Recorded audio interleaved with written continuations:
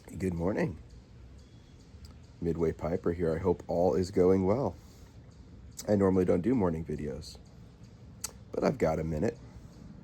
Got someone that's supposed to be coming to the house this morning to service our water treatment system.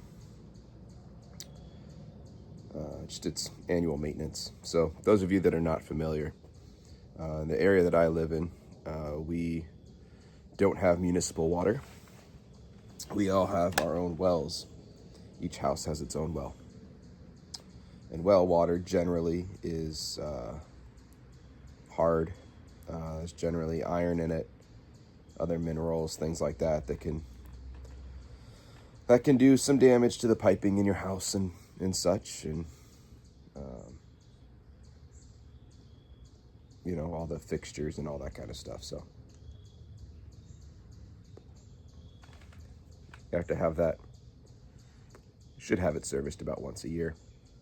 There's a water softener tank that you should keep salt in, which I'm horrible at remembering to do.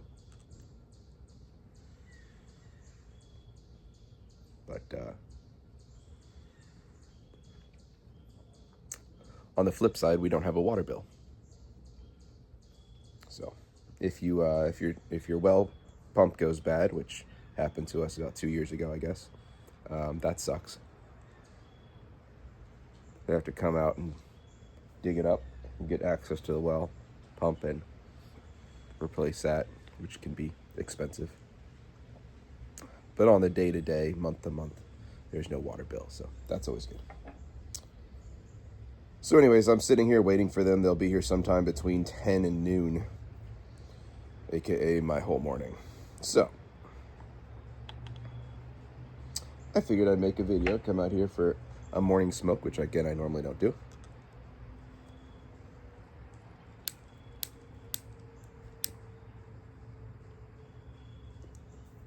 And I wanted to discuss a little bit more a universal topic. Yeah. Before we jump into that, quick housekeeping. The Scallion Savinelli 320, I think that is. Yeah, 320 KS. Yep, with the Foresta stem. Sandblast. I call it the Scallion. In it, this is a blend that I made up for Paladin's Cadre Challenge. It sounded like it would be good, adding two of my favorite tobaccos together. And every time I open this container, I am never impressed by the smell, not even a little bit. This is a great example of, if you put two of your favorite things together, it's got to turn out great, right? I'll let you know on what I think of it, though, a little bit later on. But I called it Midway's Comfort. It's Ahab's Comfort and Sutliff Z88 Maple Walnut. I'll tell you, it smokes a hell of a lot better than it smells. But Ahab's Comfort is a beast of a tobacco. It can overpower just about everything. So it has beat the maple walnut into submission for sure. My luck with adding a cherry to it also had its ass kicked. Even Colt Blood Red Moon. Ass kicked by Ahab's Comfort. Anyways, what I want to talk about today is a universal topic.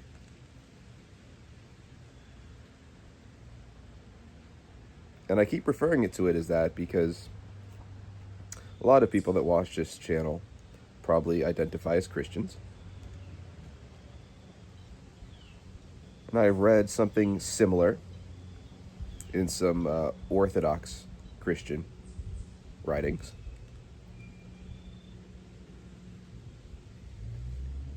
Specifically, Father Seraphim Rose.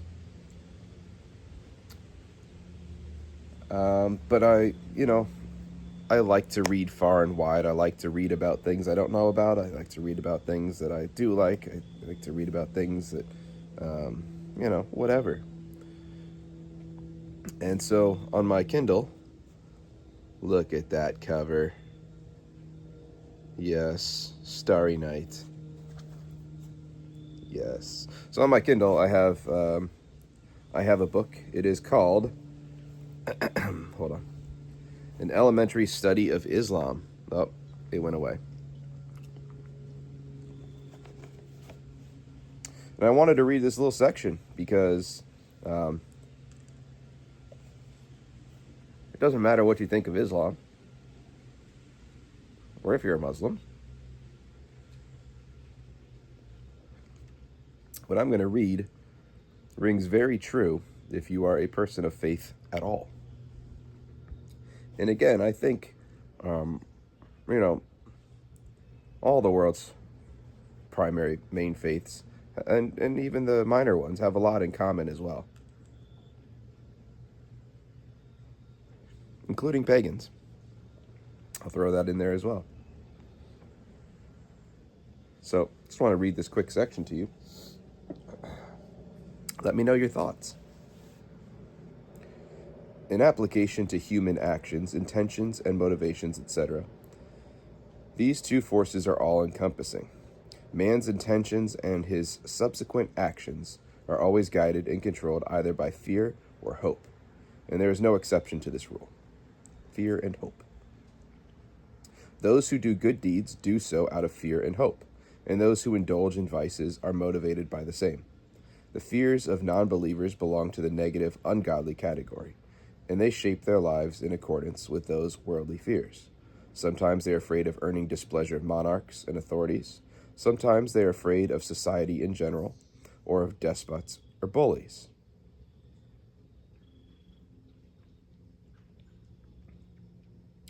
We're seeing tons of that today. We're seeing tons of that from, both the left and the right in the news, right? Because a lot of people, I would dare say that the vast majority of people that identify with a religious belief very loosely identify. It's an identifying factor, but I don't know that it's necessarily a major part of their lives. And you'll see why in just a moment. Again, sometimes they act evilly out of fear of poverty and loss, etc. So in a world full of vices, a large part of human actions can be explained with reference to these fears. The belief in unity dispels these fears altogether and brings to one's mind the importance and the fear of God, which means that one must be afraid of the displeasures.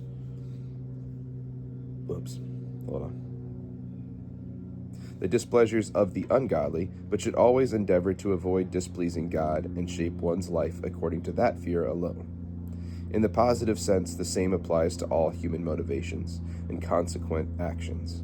Man always lives by some motive to please someone, himself being no exception. In fact, more often than not, he works to please himself, even at the cost of those who are otherwise dear to him. If you analyze the ultimate cause of social, moral, and political evils, it is such human worship which destroys the peace of man's mind, and society as a whole begins to deteriorate endlessly.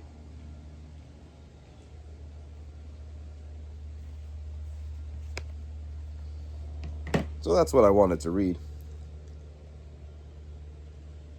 We're too self-centered, too human-centric.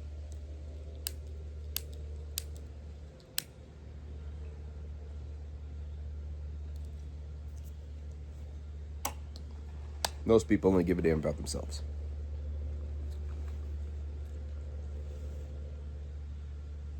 Now,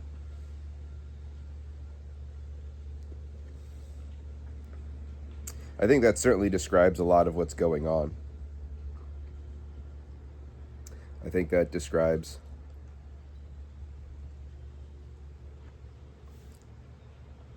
you know, not being able to leave well enough alone, keeping focused on the important things in life.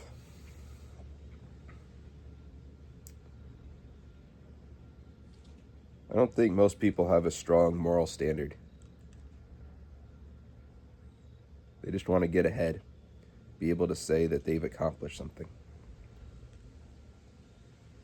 My time is more valuable than yours. Back to the parking lot example.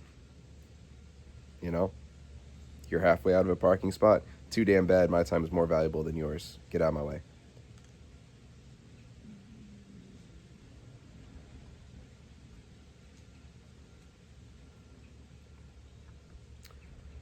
That's why, you know, a lot of people don't donate any money, give any time for causes that they supposedly feel passionate about.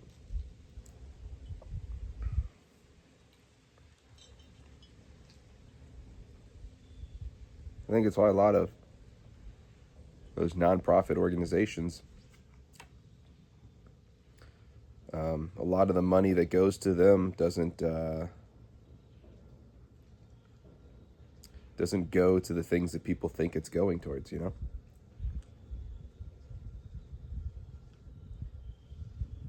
This organization wants to say that they are the best organization at X, Y, or Z.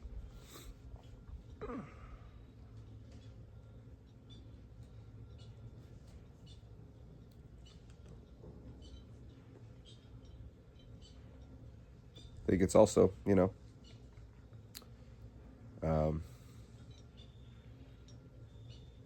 a lot of this drama that's going on now about, the medical industry and, the whole vaccine issue. Some people are so tied to the idea, it's part of their identity because they got these vaccines, which is crazy that, there can't be anything wrong with them. They can only do good things. Sure, some of them. Is that a valid blanket statement, though? No. Nope.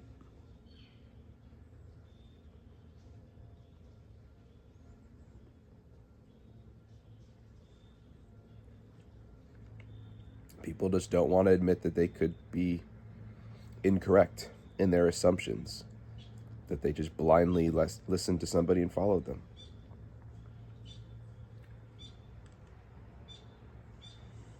Vaccines being truly effective and helpful to people for a greater cause, I think it's a great thing. I do.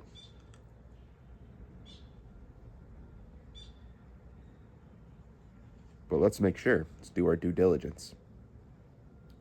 Medications, do they help people? Yeah, some. Do they cause worse problems? Some.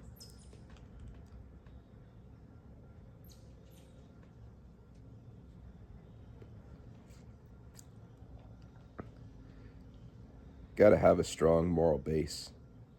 I don't think that exists for a lot of people.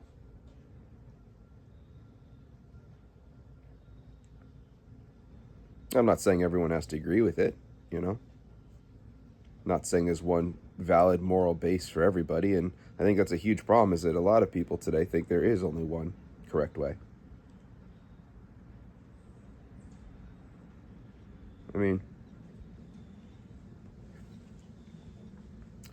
let's take the example of,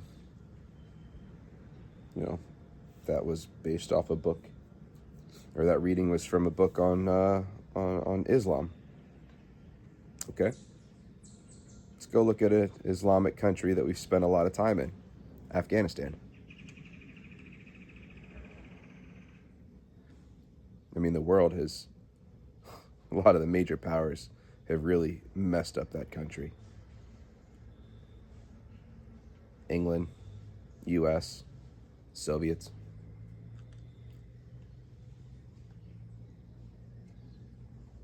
We often talk about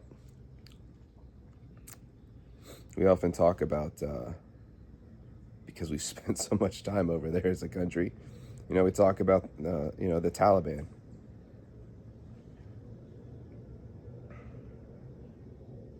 It's kind of interesting because the Taliban is really only interested in their own country, in Afghanistan. They're not really interested in, to the same degree, like, say, ISIS, for instance, who wants, a one world Islamic government. To the best of my understanding, Taliban's only really interested in ruling Afghanistan. You don't have to agree with the way they're doing it.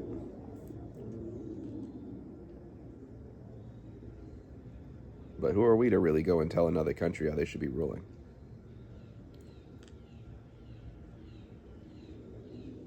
Do we get much of anything from Afghanistan? We might soon.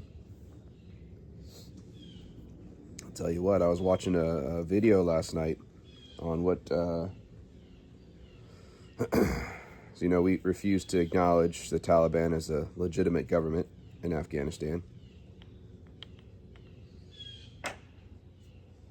Although it seems we're starting to negotiate with them and about Bagram Airport and things of that space, but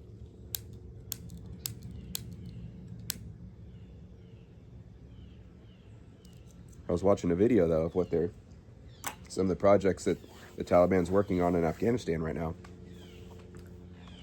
It's impressive.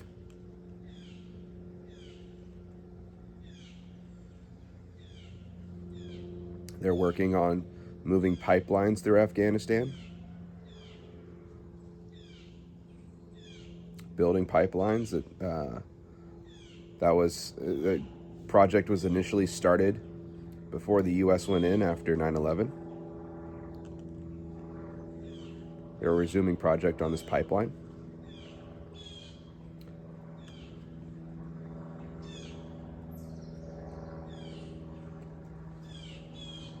They're doing the same with electric lines, moving electricity through many different countries. There's a very real possibility that they could be energy independent in the coming years.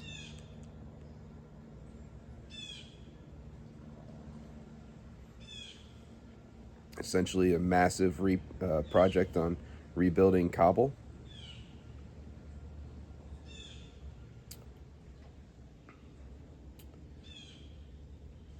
They're rebuilding was known as one of the most dangerous roadways in the world.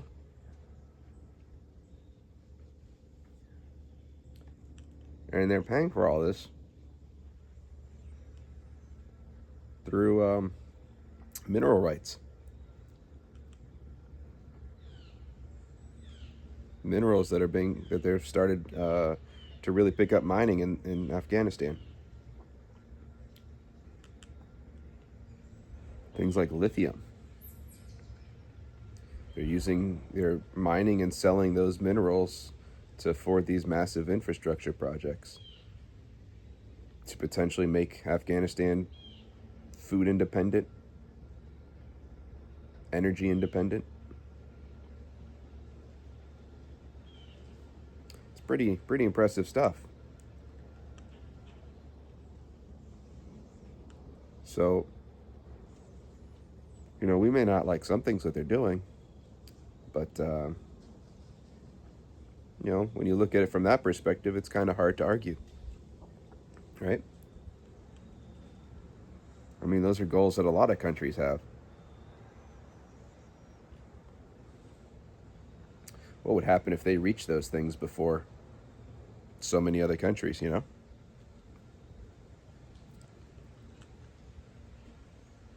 It's an interesting thing to think about.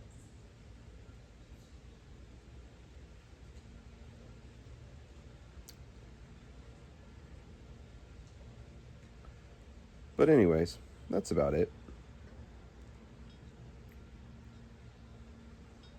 I think most people have a lot more in common than they care to think about. Most people like to focus on the differences and things that divide us. I think we could make a lot more positive progress if we focused on the things that that we share in common. But that doesn't make news, does it? That doesn't get votes. That doesn't rile people up. That doesn't make people passionate. Maybe it should. I think we've all become addicted to the wrong thing. Become addicted to controversy. Differences. Us's and them's. And this is not an argument for a one world government, by the way. I think that's a horrible idea. There are cultural differences. There are things that different cultures will never agree on, and that's perfectly fine. If you have two people in a room, they will find something to disagree on. It's one of the things that makes the world such a beautiful place. Different cultures having different ideas and different, preferences. Cool. I don't think a one world government's a great thing. It's a horrible thing, actually.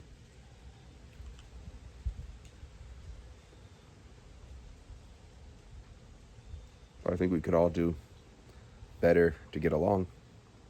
That's for sure. All right. That's about that. We'll see. Let me know your thoughts down below. Thoughts on this Midway's Comfort? It's fine. It's really no different than just smoking some Ahab's Comfort, which I do like. It's one of my favorite blends. But adding the maple walnut didn't do a thing for it. That's for sure. Didn't do anything to it.